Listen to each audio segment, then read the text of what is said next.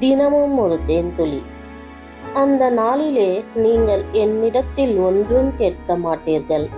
மெய்யாகவே மெய்யாகவே நான் உங்களுக்கு சொல்கிறேன், நீங்கள் என் நாமத்தினாலே பிதாவின் இடத்தில் கேட்டுக்கொள்வதெதுவோ அதை அவர் உங்களுக்கு தருவார்.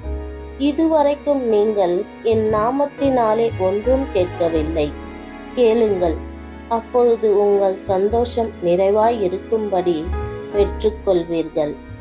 இவைகளை நான் உவமைகளாய் உங்களுடனே பேசுகிறேன்.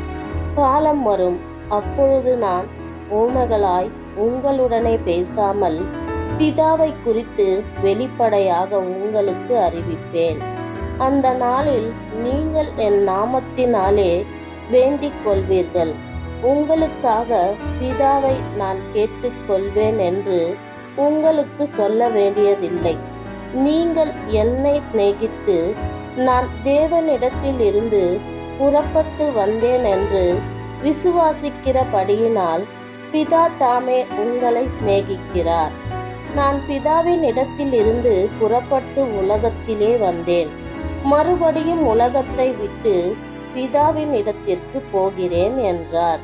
ஆமேன்.